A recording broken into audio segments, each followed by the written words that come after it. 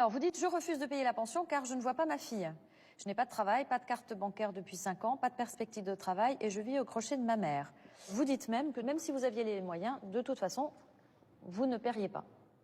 Alors vous en pensez quoi aujourd'hui? Parce que c'est une infraction, hein, c'est la raison, je vous l'ai dit, pour laquelle vous êtes devant ce tribunal. Vous en pensez quoi aujourd'hui? Moi, je prétends que Madame est psychologiquement défaillante. Elle fait ce qu'elle veut avec ma fille. Alors elle fait ce qu'elle veut avec votre fille et vous faites ce que vous voulez finalement avec la pension alimentaire. Ah oui? D'accord. Le père reproche à la mère de ne pas lui laisser voir l'enfant. Mais il n'a jamais fait valoir ses droits. Il risque aujourd'hui la prison. C'est pas à vous de décider si oui ou non, finalement, il y a une décision de justice qui a été prise, si oui ou non, elle vous convient. Sauf si vous assumez de vous faire taper sur la tête, ce que je fais. Vous faites taper sur la tête par qui? Ben, par la justice. Ah, non monsieur, c'est pas comme ça que ça se passe. Ah. Vous êtes le père de cet enfant, Oui. vous avez une obligation de l'élever, en tout cas elle est à votre charge, et vous dites non mais moi je ne peux rien payer. Bon. J'assumerai les conséquences, c'est ça. Très bien. Donc finalement, vous n'assumez rien du tout vis-à-vis de votre fille. Il y a d'autres choses que l'aspect financier.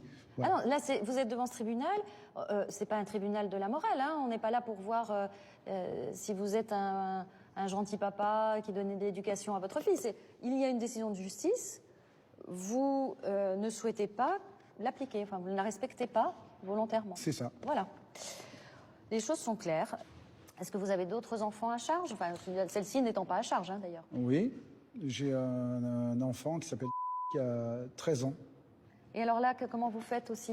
Ben là, je suis en très bonne entente avec la mère et je participe à l'éducation et financièrement. Ah, bon, donc là, vous trouvez de l'argent? Là, il y a de l'argent, mais de l'argent, je peux en trouver, j'ai une famille. Hein, si je donc en fait, pour vous, si vous vous entendez bien avec la maman, ben, l'enfant a droit à faire des activités scolaires, a le droit à manger correctement des choses, a le droit, vous voyez, à partir peut-être en vacances, à faire ce qu'un enfant peut faire. C'est ça. Et si vous vous entendez pas avec la maman, finalement, ben, cet enfant, il en est privé.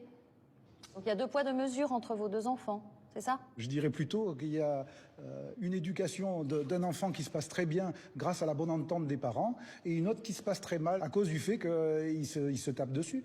Donc voilà, moi Donc cet enfant est déjà victime non seulement de la mauvaise entente, c'est ce que je disais, des parents, mais en plus finalement, elle est privée d'autre chose puisque vous ne souhaitez pas participer financièrement à son éducation.